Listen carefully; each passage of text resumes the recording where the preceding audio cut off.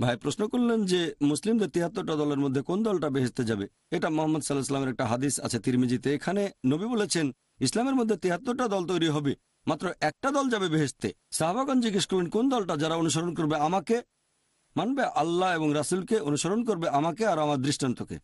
আমরা মেনে চলবো কোরআন ও সহিহ হাদিস, অনুসরণ করব নবীর স্টাইল আর সাহাবাগণের স্টাইল। শুধুমাত্র এই দলটা বেহেশতে যাবে। নবী কোনো নাম ধরে বলেননি, বলেছেন দলটার কাজের কথা। যদি আপনি বলেন যে আমি এ বি সি দলে আছি, সেটা দিয়ে বোঝা যাবে না। সেই দলটা যারা আল্লাহ এবং রাসূলকে মেনে চলে আর দল তৈরি করে না। পবিত্র কোরআন বলছে দল তৈরি করো না, আপনি কোরআন মেনে চলবেন।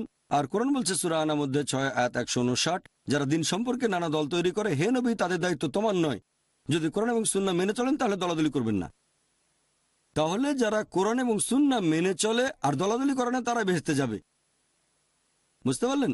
এখন অন্যদের কি হবে? তারা বেহেশতে যেতে পারবে না। পরে যদি আল্লাহ তাদের ক্ষমা করেন, যদি শিরক না করে তারা, পরে আল্লাহ বেহেশতে নিলেন, চাইলে তিনি তা করতে পারেন।